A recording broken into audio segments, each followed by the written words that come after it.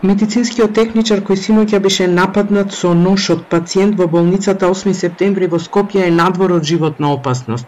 Нема тешки повреди, туку само посекотина на градниот кош, но сепак доживеал голем стрес. Станува збор за 77 годишен пациент кој досега во неколку наврати поради срцева слабост бил хоспитализиран во градската општа болница, но никогаш претходно не бил агресивен и немал диагноза од психијатар. Нападот се случи вчера околу 18 часот, неочекувано, додека техничарот делел терапија, а подоцна било констатирано дека станува збор за акутно ментално растројство кај пациентот кое не може да се предвиди.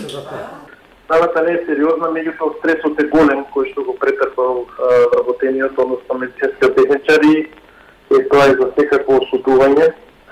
Самиот преглед пациентот бил доста вознемирен, конфузен и во главно не се сеќава на ситуацијата која што има случено.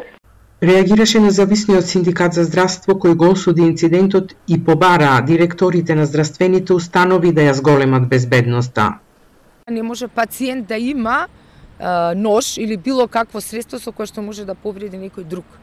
Одговорните институции би се сносели одговорноста од почетокот, од влезот на институцијата, на болницата, амбулантата, што и да е кај што се лекуваат пациенти, до крајот на контактот на персоналот со пациентот, вакви работи нема да се случат или ќе се донесат на минимум.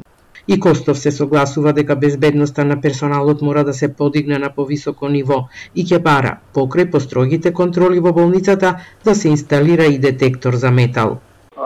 Треба да се преземат, да кажеме, построги мерки за секој еден пациент кој што ќе биде примен во нашата установа, да биде детално, безбедносно прегледан, да се види што точно носи со себе. Ние до сега правихме такви, да кажеме, контроли груби, меѓутоа мора да ги затегнеме тие процедури.